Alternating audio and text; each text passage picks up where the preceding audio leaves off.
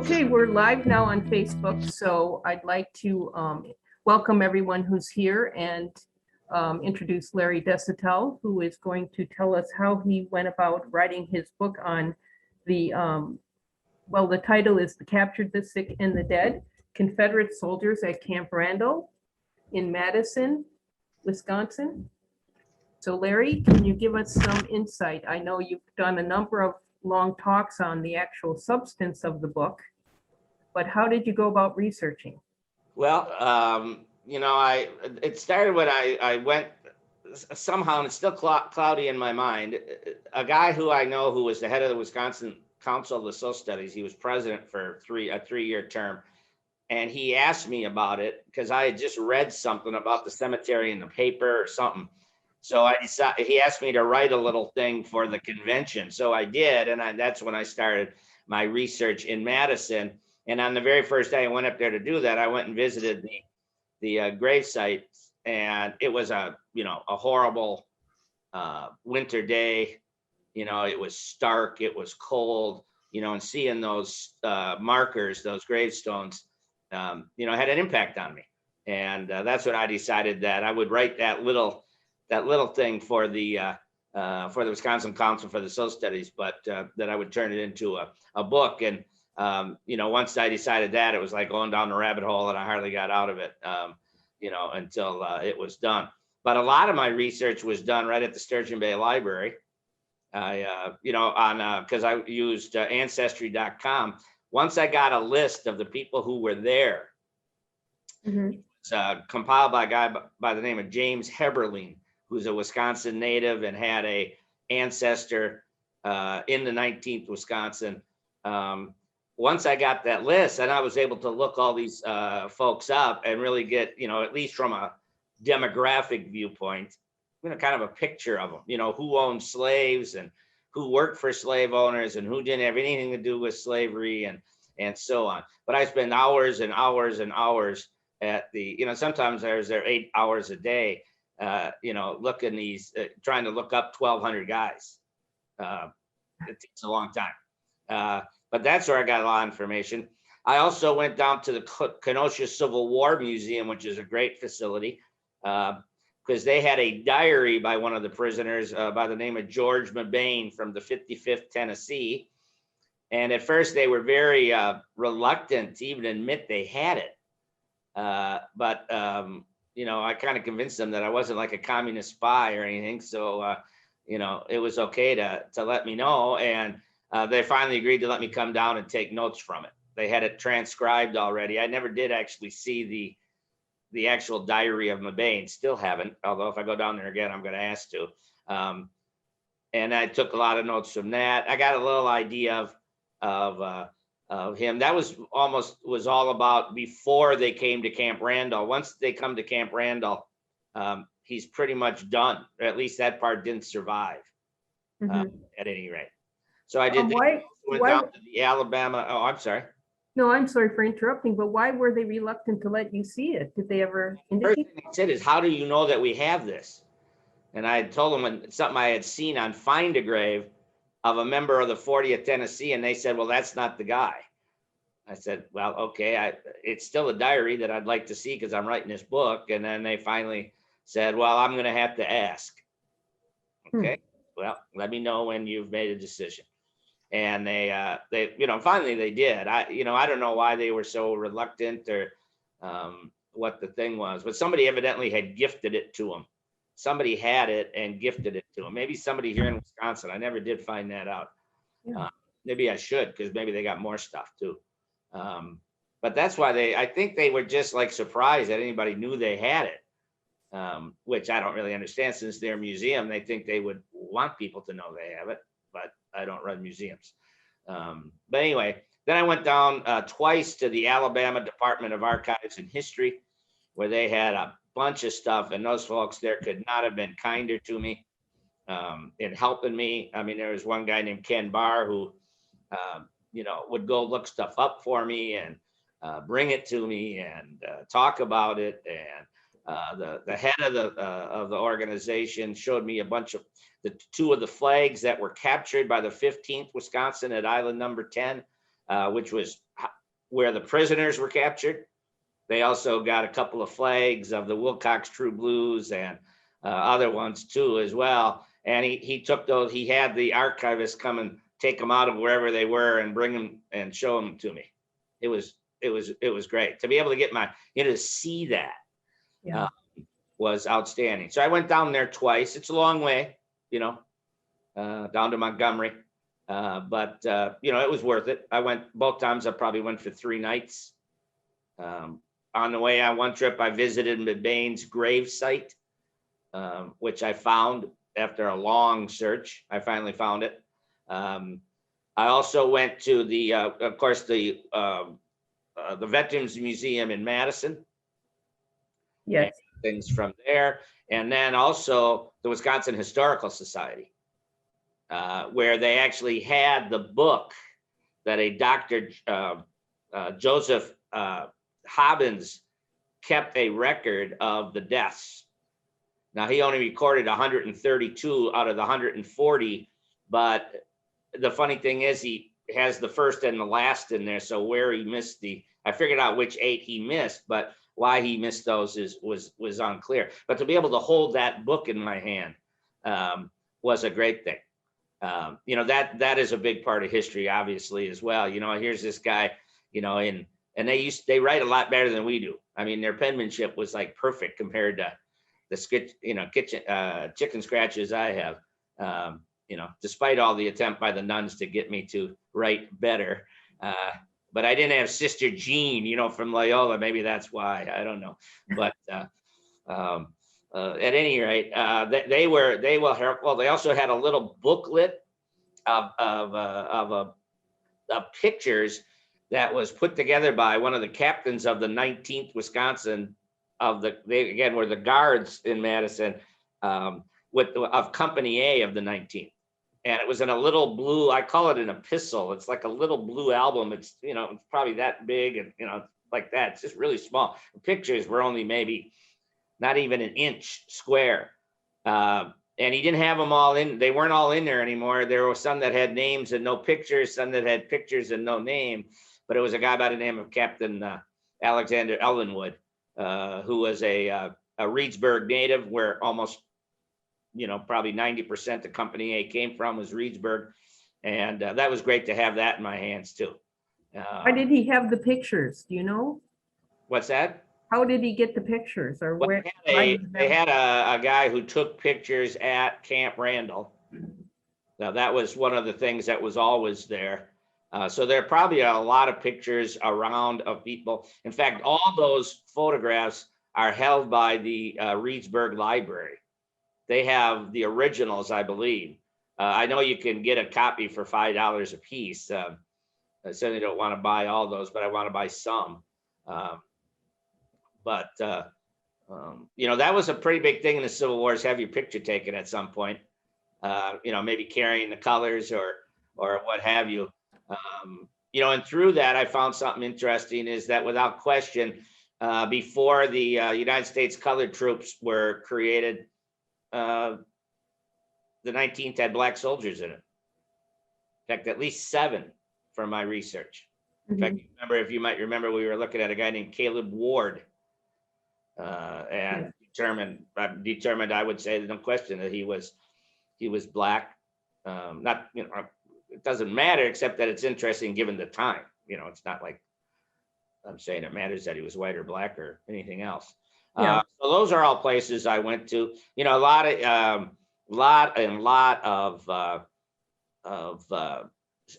internet search of various things. And then, another big thing was, again, going to the Wisconsin Historical Society, because there they had some letters by a guy by the name of George Paddock, who was a member of the 19th. He was from Baraboo, and he described pretty well the conditions at the camp when the soldiers were there. So that was something that was very, very, very helpful.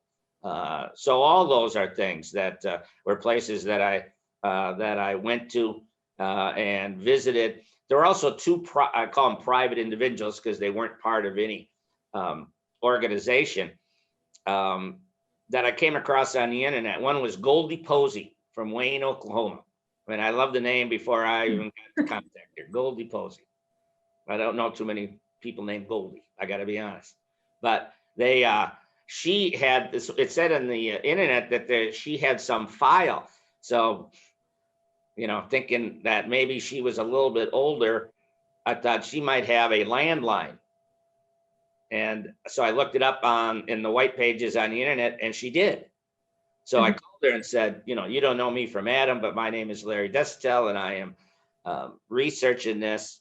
And it turns out one of her ancestors, James Harris Barber of DeSotoville, Choctaw County, Alabama, was a member of what was called the first Alabama, Tennessee, and Mississippi Consolidated unit.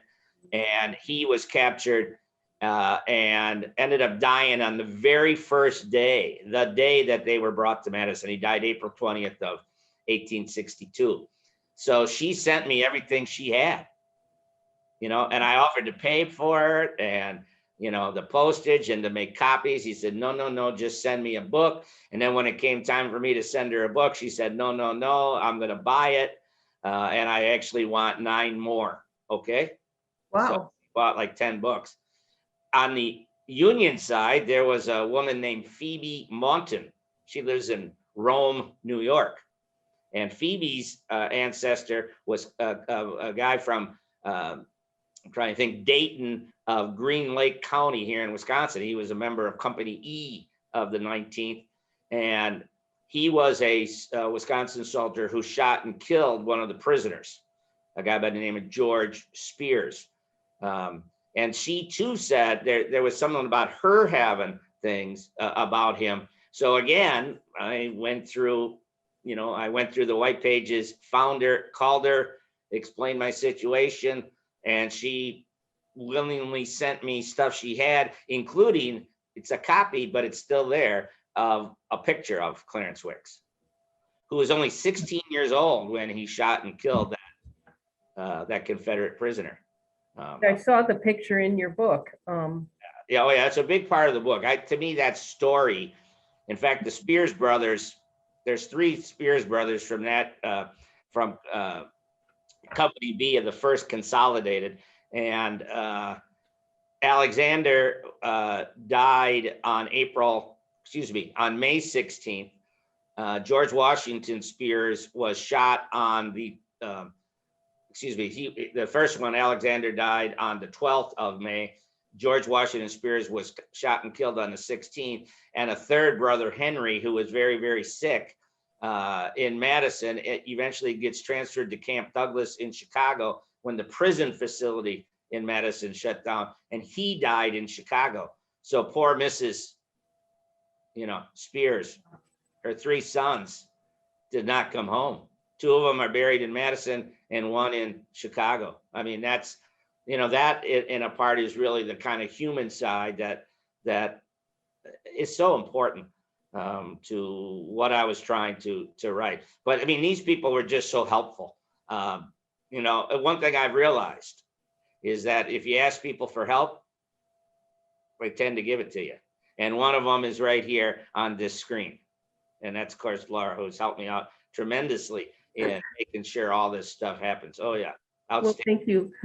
One thing I remember learning at a library talk once was that in the state of Wisconsin, the Historical Society had been formed, and they were very advanced in offering all the soldiers a diary. Did you hear about that? And did you mentioned having found letters by a Wisconsin soldier, but did you look into diaries at all? Nobody in the 19th, unfortunately. They didn't have diaries in the 19th? Well, they did, but that doesn't mean they survived.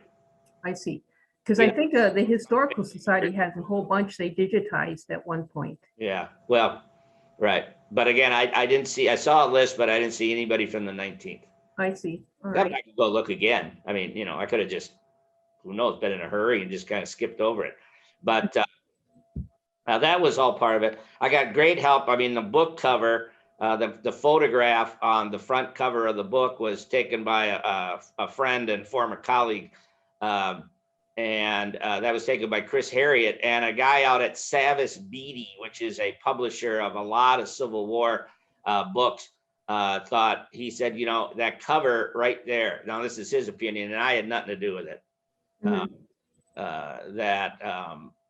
He said that cover makes people want to pick it up at least. I think it does. Yeah. So, and that was put there. Another person who helped me a great deal was Ann Heisei. Ann Heisei lives in Bailey's Harbor. She has a small publishing company called Sand Beach Press, and she writes children's books and sells those there at sandbeachpress.com. And she helped me through this. My effort was somewhat half my, you know, self-publishing, but she was the one who directed me to all the different people that were involved, you know, the designer of the book, the designer of the dust cover, what do you call it, the person who put together the index, you know, and then she, you know, she edited it somewhat, but she was always very helpful, still dealing with it. Now she's still selling the books through her publishing company. And she's great. I mean, she's also just an outstanding person, plus really, really helpful. So those were all people. There's also another one. It's another weird story to me about how people just help you. I read a book by a historian by the name of Peter Cousins, and it was about John Pope, who was the head of the Union forces that captured the Confederates at Island Number 10 and Madrid Bend, there, you know, outside of New Madrid, Missouri. And so I looked him up online because I wanted somebody to write a review. You know, I needed a review. So he said no, he was too busy. But I wrote back to him. I said, well, you got to understand, I'm just a guy, you know, I'm not a PhD at some university. I'm just some knucklehead out here, you know, trying to see how I can get this book published. And he gave me the name of a guy that he had co-authored 2 books with by the name of Rob Girardi. And Rob Girardi, right away, when I contacted him, said, absolutely, I will write a review for you.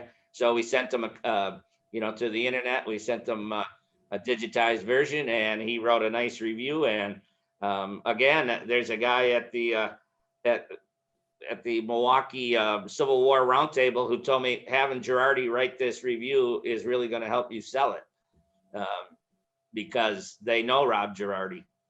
And you know, I have not yet had the pleasure to meet him, but hopefully at the next meeting of this Civil War Roundtable, I'll do it.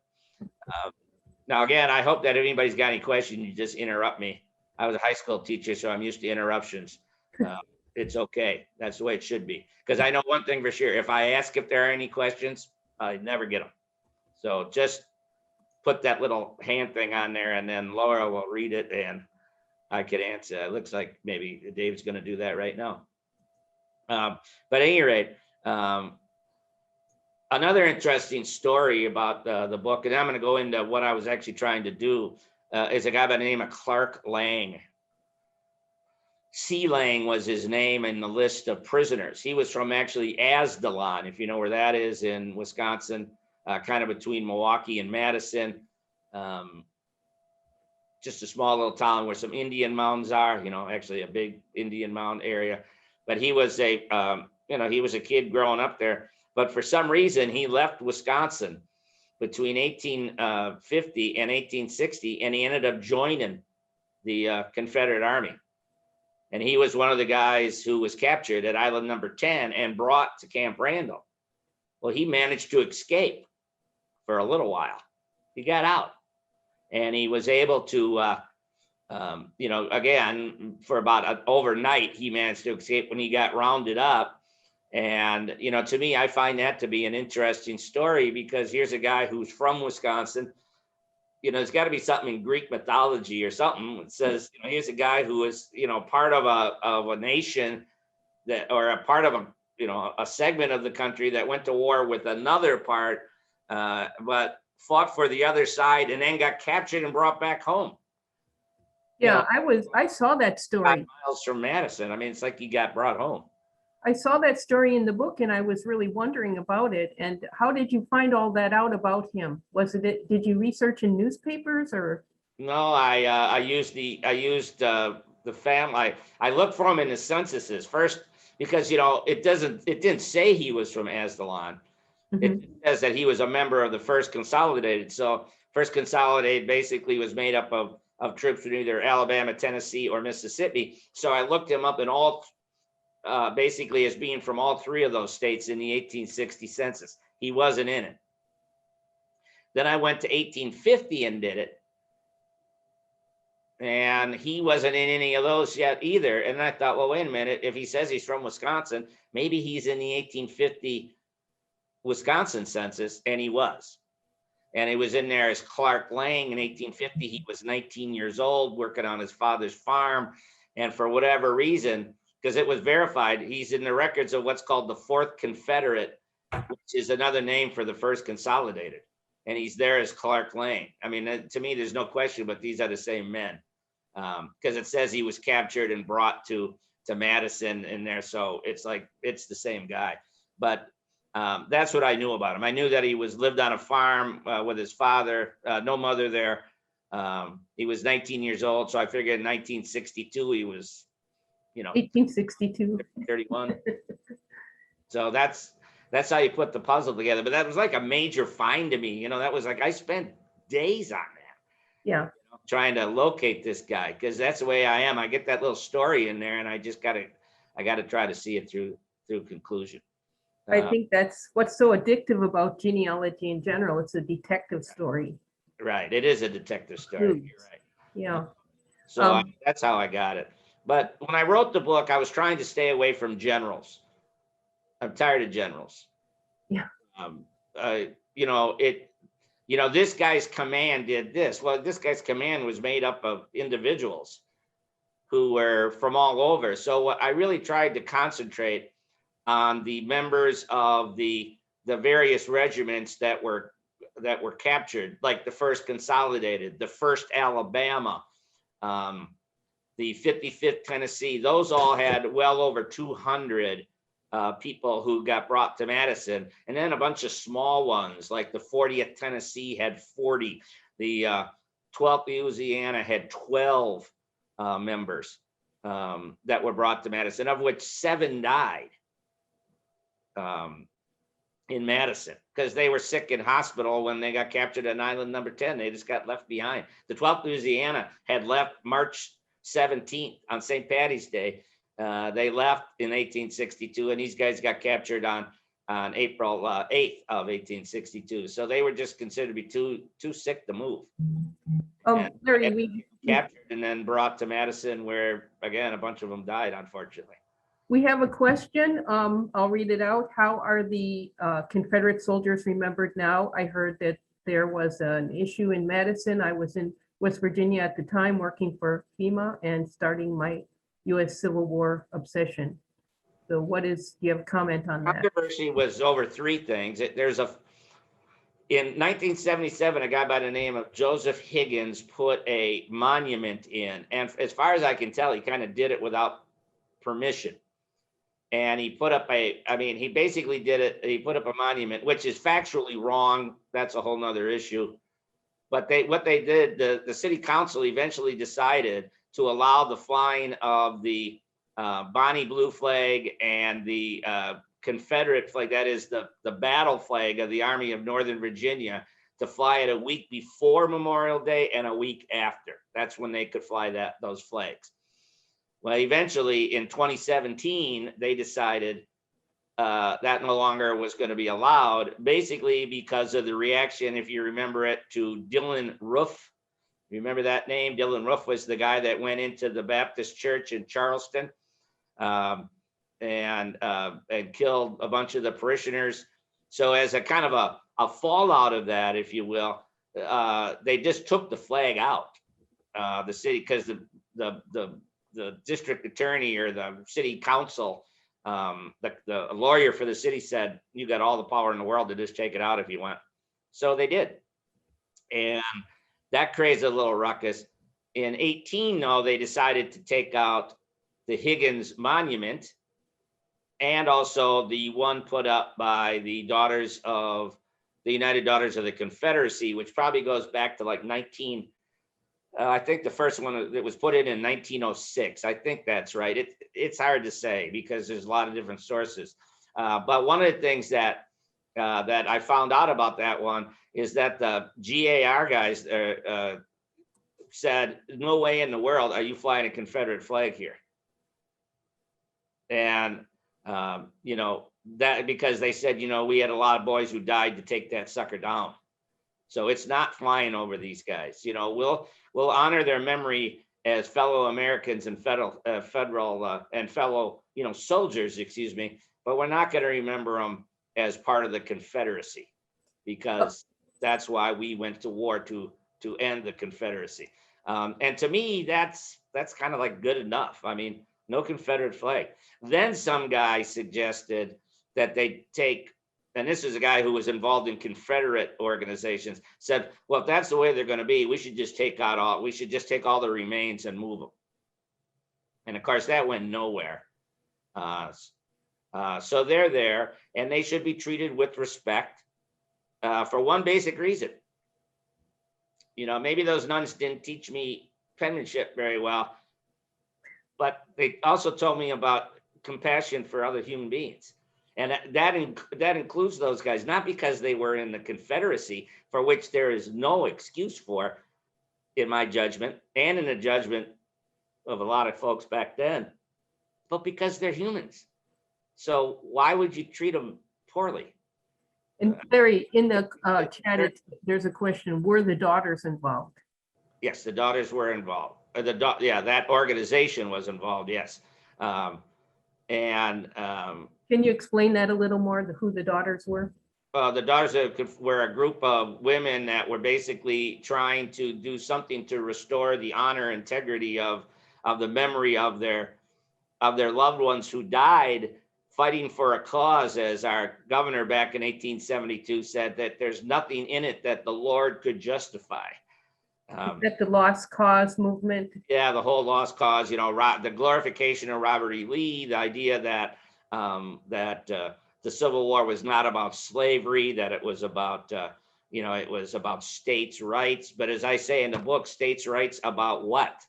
States' rights otherwise it's in a vacuum. I mean, states' rights is an approach to a problem. It's not a thing all by itself. Who should solve the problem of COVID, the states or the national government? That it's not just states' rights, again, in my judgment.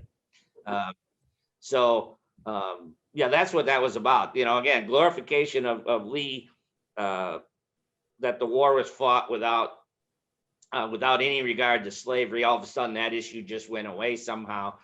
And then thirdly, the idea that, you got to do something to remember these guys. It seems like a natural reaction when you're trying to defend something that is relatively indefensible. I mean, I'm talking about the cause. I'm not talking about these guys, these poor guys from DeSotoville. I mean, I went to DeSotoville in Alabama, and it looks like like a war went through there recently. I mean, it looks so torn down and in such bad shape. I can't imagine what it was like, back in the day. Actually, DeSotoville itself doesn't really exist. It's got a new name, but still the thing was the same. Somebody asked me if I made that name up because it's so close to my last name. DeSotoville. Yeah, I made it up, right? I made up everything in this book, What about the name of the island, number 10? Where did it get that name? And did you go to that area to see? The reason it's called island number 10, it was the 10th island from where the Ohio entered into the Mississippi. So they just numbered them by how many there were. Where there may be an island number 10, I'd have to go down there, but it's not where it was. Because the Mississippi just moved them, particularly back in those days where there's no, regulation of the water flow. When the Mississippi just did whatever it wanted, whenever it wanted, those islands got wiped out from time to time. Not always, but they got wiped out. I did read something that said when at the time they were fighting the battle, The island itself was under about a foot of water. And when the prisoners got released, when they got exchanged and paroled from Camp Douglas in Chicago, and they went by there, they were taken to Mississippi.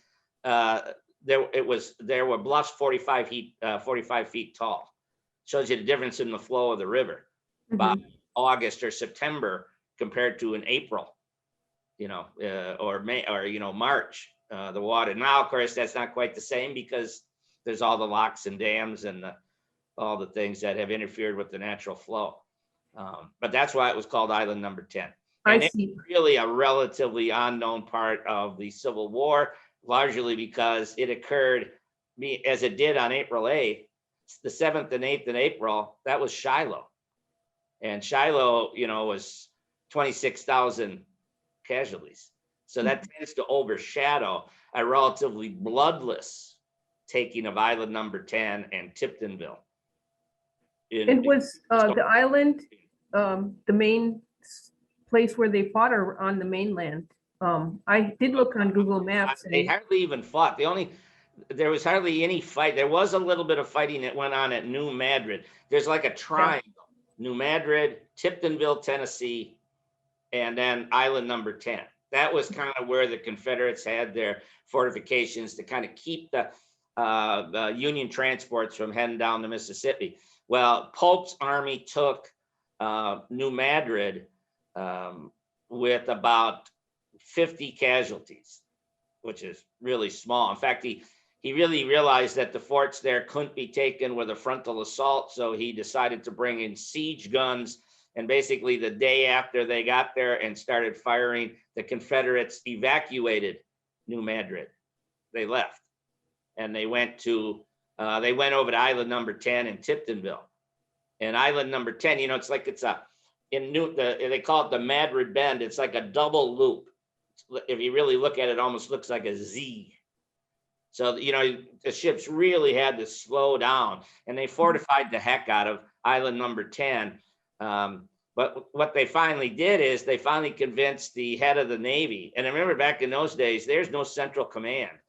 The Navy did what it wanted and the Army did what it wanted, and there's no way Pope had any authority over a guy by the name of Andrew Foote, who was the head of the naval forces there. And finally, they convinced him to run a couple of ships through that gauntlet so they could begin to get men from the Missouri side of the river over to the Tennessee side of the river and take them prisoner, which is finally what they did. I mean, once they did that, they were just done. They just got outflanked and they were done. But by the time that happened, probably 4,000 to 5,000 soldiers, Confederates, managed to escape and ended up fighting at Shiloh.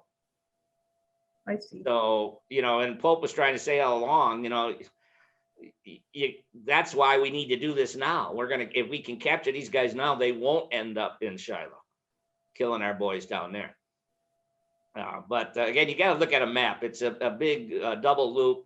And there is a little bit of a memorial, there's some kind of interpretive markers for New Madrid. Again, maybe at Tiptonville too, but certainly not on Island Number 10, because that's not where it was. In fact, I quote Mark Twain on Island Number 10, because he says, this used to be the site, but now it's nothing. I did look up in the Door County newspaper archive, and there are quite a few stories about Island Number 10. Yeah. During that time period, they're just telling about what's going on there. Right. Yeah, I got a lot of those. I used a bunch of those as well in the book. I'm just saying by comparison to Shiloh. Yeah. Obviously, yeah. The single bloodiest day it's hard to get noticed. At any rate, like I was saying before, when I was writing the book, I was writing it with something in mind, which is that basically my view is that that you can't assume that anybody knows anything about the stuff you write about. Again, maybe that comes from my high school teaching background, because, those kids, maybe one kid out of 100 had any concept that there was a Civil War or what decade it was in before you got to it. So so I tried to use this as part of a microcosm of the war itself. So if you're going to talk about prisoners, you got to talk about the prison system, in my judgment. And then I tried to talk about, I dealt a chapter on trying to, in effect, in exploring the link between these soldiers and slavery, using a model created by a guy by the name of Joseph Glathar.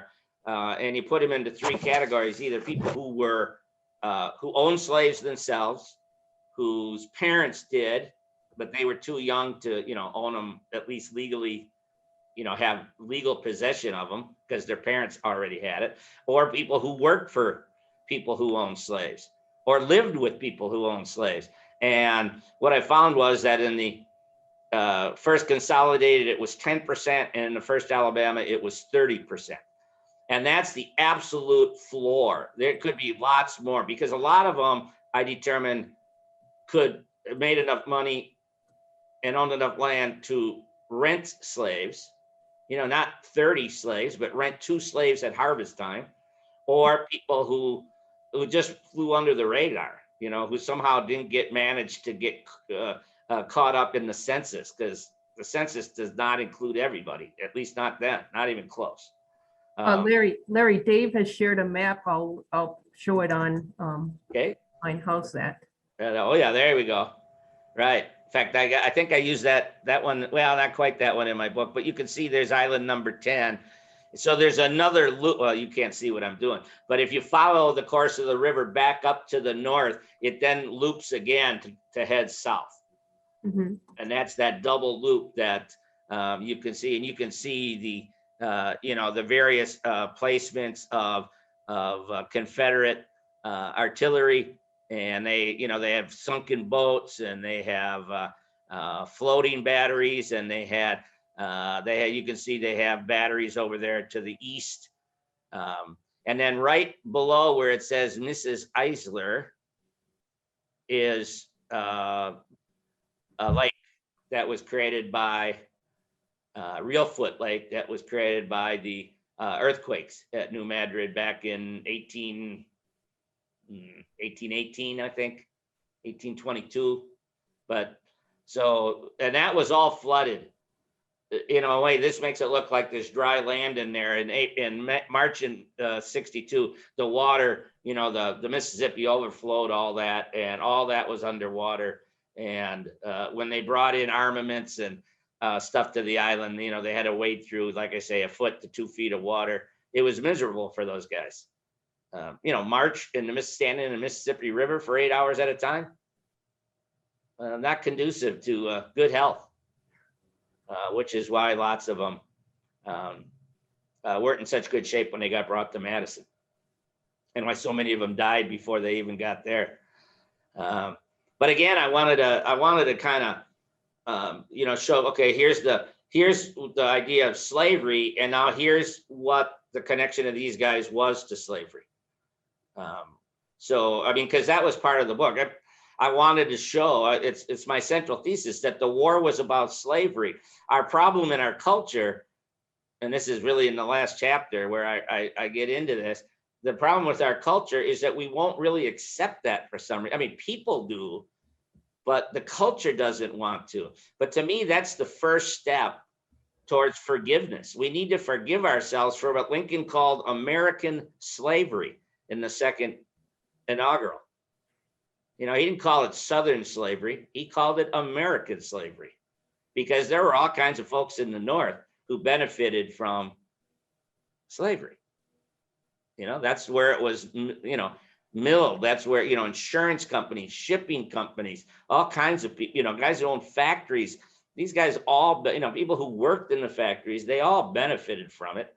And it was, it's been written many, many times. It was our original sin as a nation. But until we have to come to grips with that, in a way, I liken it to what maybe an alcoholic has to go through. They have to admit they're an alcoholic. And once they do that, they can begin to recover. Well, we need to admit that we made mistakes. And we did something that is so against what we stand for, slavery, versus our concept of individual freedom, that until we do that, we're never going to really establish equal. And how does this lead into the next book that you're working on? You mentioned another Wisconsin regiment. Yeah, I'm going to do I'm just writing on the 19th. I'm pretty far along, actually. I'm doing it on the 19th Wisconsin, which were the Guards. They were kind of, I don't know, kind of like a regiment that got no respect. They're not really they're one of those regiments not really remembered in the lore of Wisconsin's involvement in the Civil War. I mean, that kind of falls on the 3 regiments in the Iron Brigade, and it kind of falls on the 15th and the Scandinavian Brigade. That's the one that was at Island number 10.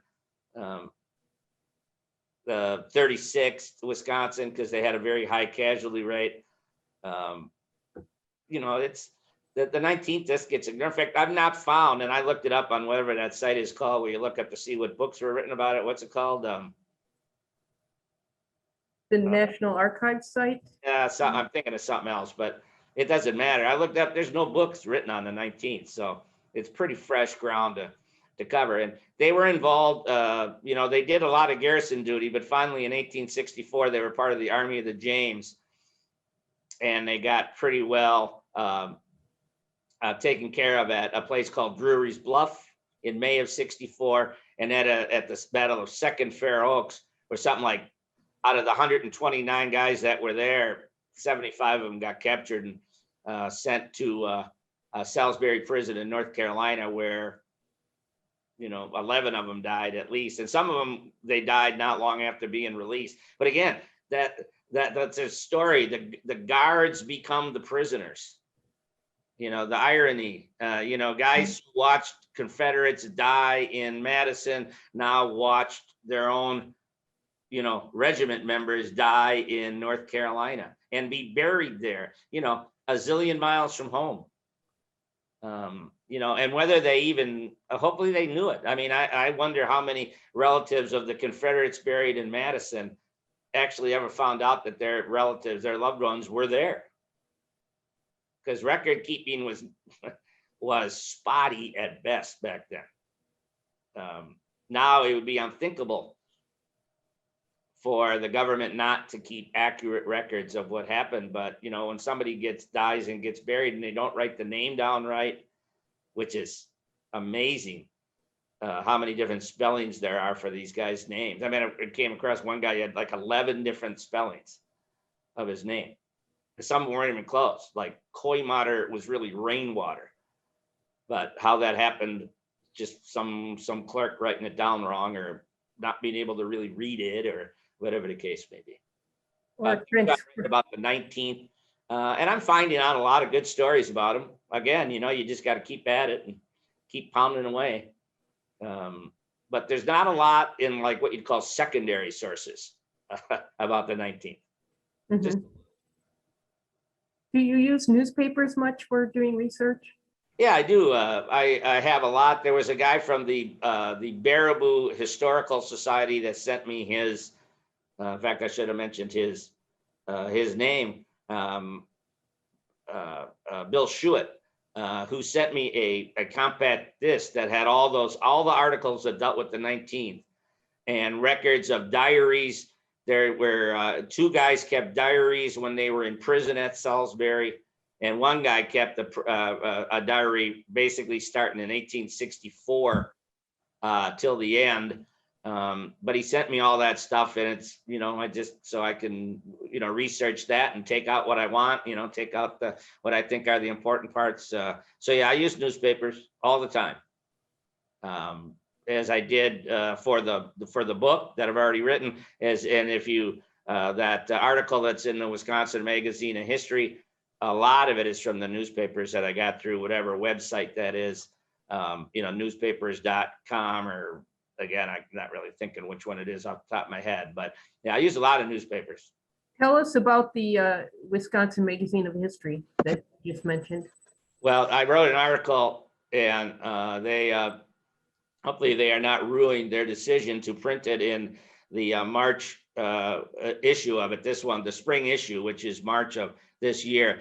And basically what it was on, I had sent them a chapter of the book. I was just trying to, oh, you have it. And there we go. And we have it, we should have it in the library too. Right. I sent them a chapter of the book, the portion of the book where the prisoners were actually in the prison, but they said no to that. They said no. This is too much like it's coming from a book instead of like an article. So they told me, well, if you want to write about this, and this was basically the impact of the prisoners on attitude towards the war. And that's what I wrote about. And then when I submitted that, they said yes. And from to me, I mean, I got to be honest, the fact that they actually paid me for it was really outstanding, because, finally I didn't have to just spend my own money to get something published, but it's great. I mean, it's an honor to be in there. I mean, Robert LaFollette's in there, great historians in there. And then there's Larry Desotell. That's why I said, I hope, thank you, Dave. I hope that, again, it doesn't harm their subscription rate when people see that I'm in there along with these other people. No, I look forward to seeing it. And there you can, it's a little fuzzy, but I can see Tom has. There's a picture of me and it advertises the book, so they let me do that too. So nice. That's great. Yeah, I was trying to get it in focus, but I can't really do it, I guess. There. Oh, there we go. Yeah. That's pretty good. Yeah. Oh, Yeah. Well, congratulations on the article. Well, thank you. I appreciate that. It's exciting. I mean, I never knew it. Of course, I retired 10 years ago, but I never really thought when I did that I was going to end up writing a book and getting an article published and meeting all these nice folks that I met and having just a lot of fun. And the last year, if I hadn't been able to write about the 19th, I don't know what I would have done every day. Because it wasn't like I was going out every day to do something interesting, because of COVID. So this gave me and now you could do it from home. You don't have to, you can get whatever at home that you can get in the library. I'd rather, every once in a while go to the library, but now I got ancestry.com on my own computer. So, it worked well. It's been fun. It's fun to figure out these stories. And again, put a human face. That's the idea. Put a humanity behind these guys, not just, they got, as Yogi Berra said, they got to the fork in the road and they took it. It's like, I don't want that. I want it about, so every battle they were in, I do at first, what, kind of a general Union thing. And then what was the role of the 19th? Mm-hmm. And sometimes that was easy to find, and some places very difficult to find. But I'm trying to put it together that way. Well, Larry, I think we'll wrap up now, and I want to thank you for giving us this talk. And I'll just say, now that you bring this human face to the Civil War, in my genealogy, I have one Civil War soldier, Edward Peter Wise, and I haven't spent too much time on him, but it makes me think I should look into him a little more.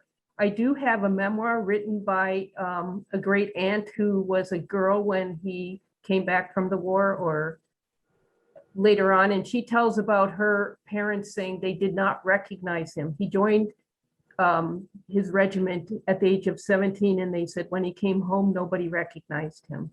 In fact, I have a quote from a guy that says basically that you're not going to recognize us. And because it's a chapter that's basically what happened to a lot of these guys after the war, the ones who survived, what did they do? It's not all of them, it's selected ones that the story is a little more interesting. What did they end up doing?